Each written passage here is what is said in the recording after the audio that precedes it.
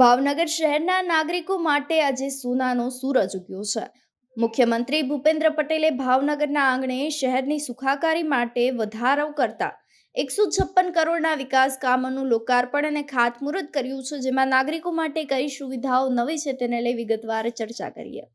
ભાવનગર શહેરને વધુ સુવિધાયુક્ત અને સ્માર્ટ બનાવવાના નિર્ધાર સાથે આજે રાજ્ય સરકારે કરોડો રૂપિયાના કામોની લાવણી કરી છે। મુખ્યમંત્રી ભૂપેન્દ્ર પટેલે 156 કરોડના ખર્ચે તૈયાર થયેલા વિવિધ વિકાસ કામોનું લોકાર્પણ કર્યું છે।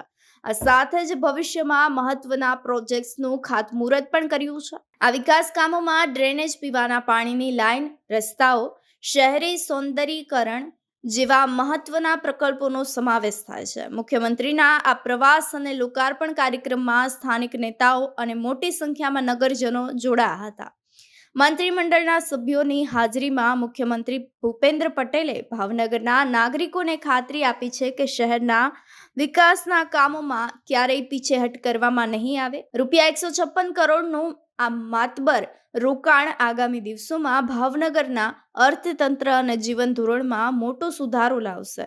આ સાથે જ ભાવનગરના વિકાસ રથને આજે એક નવો વેગ મળી રહ્યો છે। આપનું શું માનવું છે અમને કમેન્ટ કરી ચોક્કસથી જણાવશો। તેની સાથે જ અમારી ચેનલ ન્યૂ ભારત ન્યૂઝને લાઇક, શેર, સબસ્ક્રાઇબ કરવાનું ભૂલશો નહીં। નમસ્કાર।